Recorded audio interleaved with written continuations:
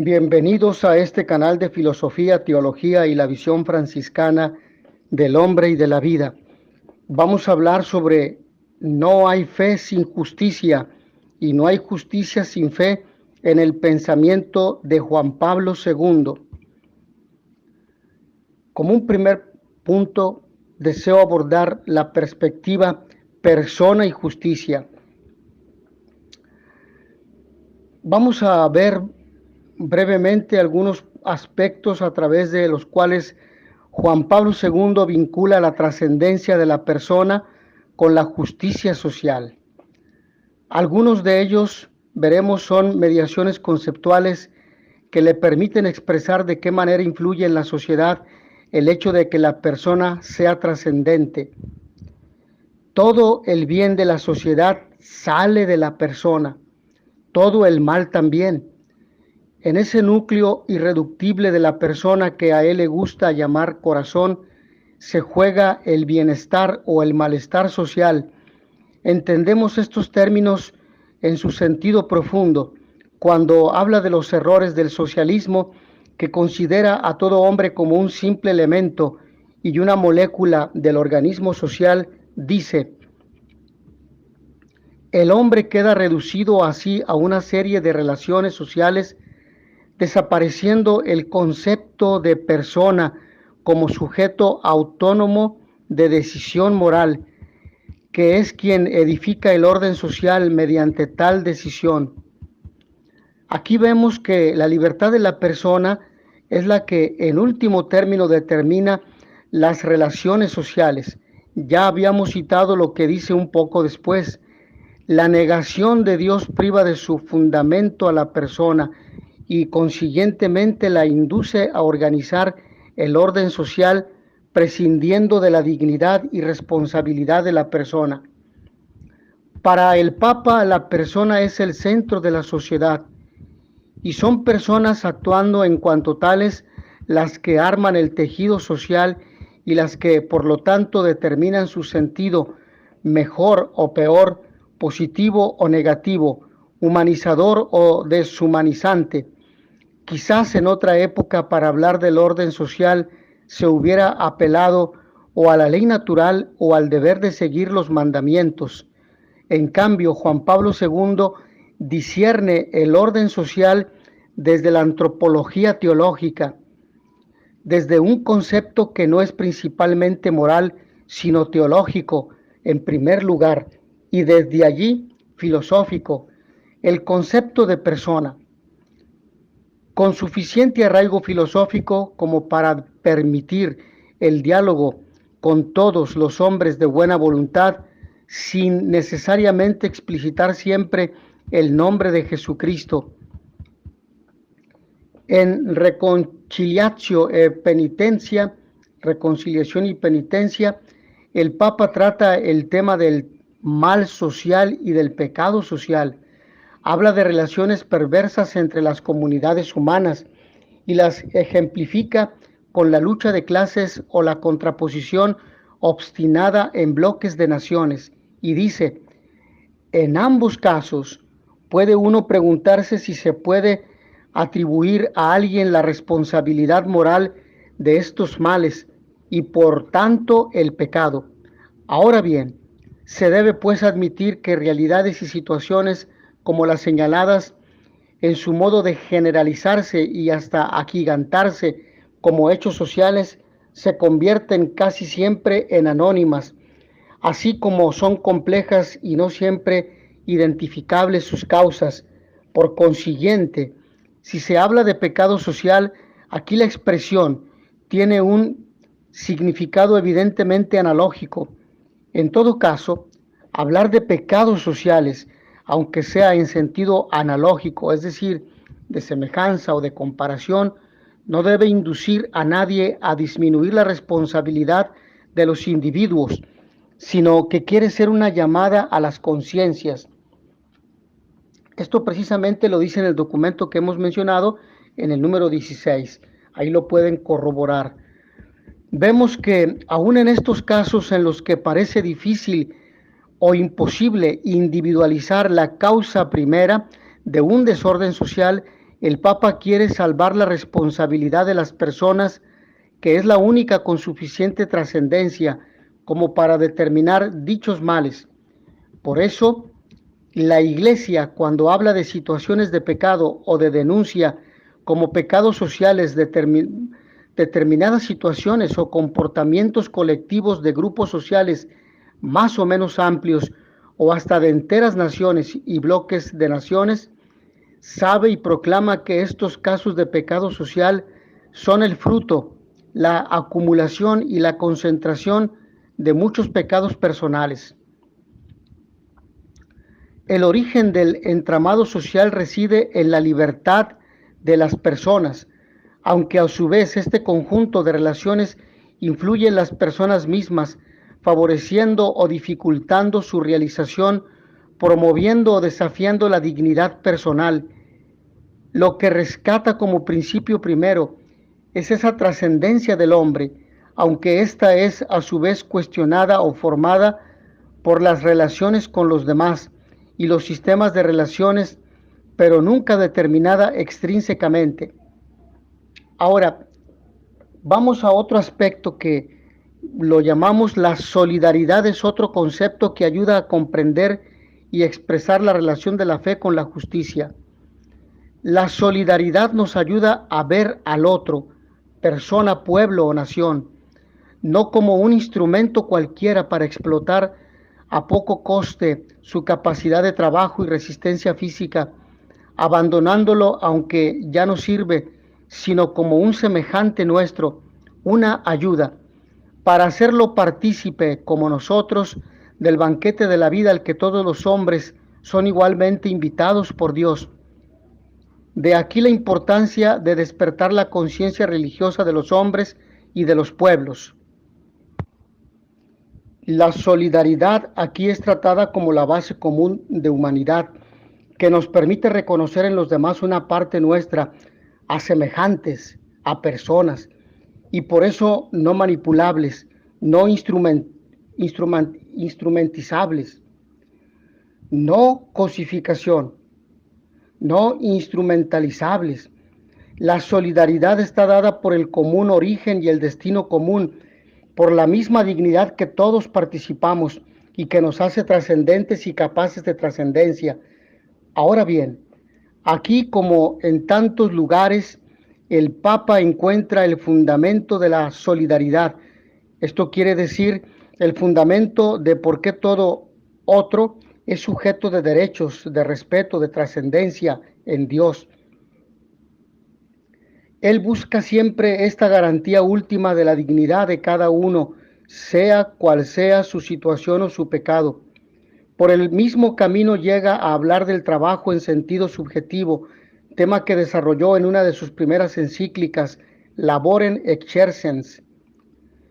Este concepto elude a la cualidad propia humana del trabajo que lo distingue de todo otro tipo de producción, que no suponga el implicarse alguien en ella, como sería lo que hace una máquina.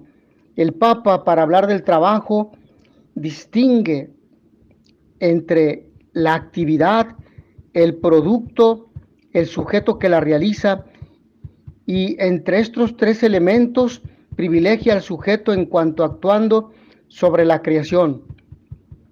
Lo que hace respetable al trabajo, lo que le da un valor trascendente, es el hecho de que lo realiza una persona libremente y que en esta actividad la persona se realiza porque sale de sí y domina la naturaleza, el que a través del trabajo la naturaleza es humanizada. En los tres elementos está presente la persona en su trascendencia, lo que le lleva a concluir. En fin de cuentas, la finalidad del trabajo, de cualquier trabajo realizado por el hombre, aunque fuera el trabajo más corriente, es decir, más ordinario, más simple, más sencillo, más monótono en la escala del modo común de valorar, e incluso el que más margina, permanece siempre el hombre mismo. Laborem exercens. La subjetividad de la sociedad es otro término acuñado por Juan Pablo II, que quiere expresar la presencia de la trascendencia de la persona humana en lo propiamente social, un concepto que había sido adelantado en Solicitudo Rei Socialis y que está más precisado en Centésimos Annus. De la concepción cristiana de la persona se sigue necesariamente una justa visión de la sociedad, según la Rerum Novarum de León XIII, de las cosas nuevas, y la doctrina social de la Iglesia. La socialidad del hombre no se agota en el Estado, sino que se realiza en diversos grupos intermedios, comenzando por la familia y siguiendo por los grupos económicos, sociales, políticos y culturales, los cuales, como provienen de la misma naturaleza humana, tienen su propia autonomía sin salirse del ámbito del bien común. Es a esto a lo que he llamado subjetividad de la sociedad, la cual, junto con la subjetividad del individuo, ha sido anulada por el socialismo real. Creemos que el Papa se refiere a aquellos espacios sociales en los que el hombre puede relacionarse libremente con otros hombres y no tanto con sistemas o estructuras ya hechas. La subjetividad de la sociedad es todo lo más que se quiere rescatar de la trascendencia de la persona en la complicada vida moderna que nos obliga muchas veces a relacionarnos más con cosas o con papeles o con formularios o con leyes, con computadoras o con burocracias que con las personas. Es una feliz expresión que rescata a la persona del anonimato y de lo que le hace ser más una consumidora o un objeto de cualquier tipo que una persona. Es también un esfuerzo para no reducir las relaciones personales a las relaciones de a dos, o la trascendencia de la persona a una concepción individualista. Subjetividad de la persona son los grupos en los que la persona se realiza como tal, en su trascendencia, y esto de manera evidente. Grupos que ponen en juego la libertad, la subjetividad de las personas. Son los grupos que con propiedad se pueden llamar comunidades. Además de la familia, desarrollan funciones primarias y ponen en marcha estructuras específicas de solidaridad, otras sociedades intermedias. Efectivamente, estas maduran como verdaderas comunidades de personas y refuerzan el tejido social, impidiendo que caiga en el anonimato y en una masificación impersonal, bastante frecuente por desgracia en la sociedad moderna. En medio de esa múltiple interacción de las relaciones vive la persona y crece la subjetividad de la sociedad. El individuo hoy día queda sofocado con frecuencia entre los dos polos del Estado y del mercado. Como vemos, el Papa no defiende estas comunidades básicamente porque responden a la ley natural, sino porque refuerzan la trascendencia de la persona, la realizan no individualísticamente, sino en la entrega sincera de sí mismo a los demás. No es subjetividad de la sociedad todo lo que sofoca a la persona. Aquí nombra al Estado y al mercado, no porque estos sean malos, ni siquiera porque estos sean intrínsecamente incompletos, sino porque en las condiciones actuales de la sociedad ambos tienden a disminuir el ser y la realización libre y solidaria de las personas. El anuncio de la misericordia es un punto que también deseo compartir con ustedes. No seríamos justos con el pensamiento global del Papa Juan Pablo II en estas materias si no hablamos de la misericordia, que para él es uno de los lugares donde con más evidencia se muestra la particular luz y la específica fuerza con las que el Evangelio configura la vida social. No vamos a analizar propiamente el tema, sino simplemente a anunciarlo. Para Juan Pablo II, la justicia social no puede ser mirada adecuadamente ni realizada con verdad si no se deja iluminar por la misericordia. La razón que da primeramente es que en la búsqueda de la justicia se da casi siempre un abuso que consiste en intentar la aniquilación del enemigo, aunque esto no tendría que ocurrir porque la justicia tiende por naturaleza a establecer la igualdad y la equiparación entre las partes en conflicto. Pero la experiencia del pasado y de nuestros tiempos demuestra que la justicia por sí sola no es suficiente y que más aún puede conducir a la negación y al aniquilamiento de sí misma si no se le permite a esa forma más profunda que es el amor plasmar la vida humana en sus diversas dimensiones. Nos parece, y adelantamos la hipótesis a la luz de todo el discurso de Juan Pablo II en la encíclica, que lo que diferencia a ambas virtudes es lo siguiente: la justicia busca dar a cada uno lo que le es propio, ya sea material o espiritual. Se refiere, por lo tanto, a algo que es de la persona más que a la persona misma. La misericordia, en cambio, solo tiene en cuenta a la persona en sí misma, en su valor trascendente que, como vimos, está dado porque es amada por sí misma, no por cualquier otro motivo propio o externo a ella. La misericordia entonces busca en la relación humana rescatar el bien que es la persona misma. No entiende, sin embargo, no tiende a aplastarla, sino que extrae el bien de todas las formas de mal. Esto quiere decir, promueve la respuesta libre de la persona. Por eso es siempre una relación de cierta igualdad de dos subjetividades, no de sujeto a objeto. Esto empezando por el padre que espera paciente y confiadamente la vuelta del hijo. No lo obliga a esta vuelta, pero su recuerdo promueve la vuelta, promueve el restituirse la persona a la verdad sobre sí misma. La misericordia suscita la respuesta libre del otro, en quien sabe que permanece algo que no ha sido destruido, que es su misma trascendencia de persona. La justicia, en cambio, espera que se le devuelva el bien perdido, lo que fue sustraído. Es una relación que quiere volver al equilibrio perdido, sin referirse en primera instancia al corazón de la persona, sino a lo que le corresponde. En fin, la misericordia pone en los conflictos esa cuota de trascendencia, de humanidad, sin la cual difícil será que nos entendamos unos a otros. Tiene que estar siempre presente en la manera evangélica de encarar los conflictos. Lo más genuino del Evangelio busca también abrirse camino en los sistemas y en las legislaciones. Vamos a la última parte, que vamos a mencionar algunas conclusiones. Hemos tratado de descubrir en el magisterio de Juan Pablo II estos dos términos: fe en Jesucristo, trascendencia de la persona, como los que permiten de la mejor manera vincular la fe con la justicia.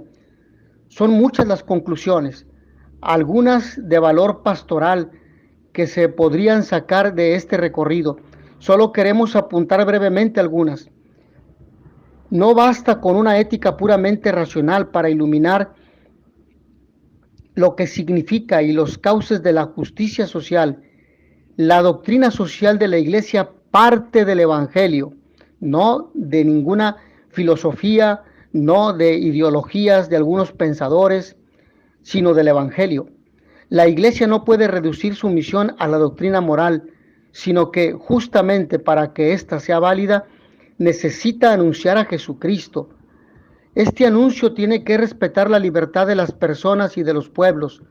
La Iglesia no puede callar el Evangelio, pero tampoco lo puede imponer de ninguna de las maneras. No basta tampoco un anuncio persona a persona. Los pueblos mismos están llamados a relacionarse desde su subjetividad libre con Jesucristo. El magisterio del Papa creemos que es un ejemplo de cómo esto puede hacerse sin recurrir a los medios no válidos ni lícitos de la cristiandad. Pero es una reflexión que está por hacerse. Que todo hombre esté en cierta manera unido a Cristo no equivale a decir que no está unido a Cristo quien no lo conoce. La instancia de la aceptación libre de su mensaje y de su persona no puede ser salteada de ninguna manera.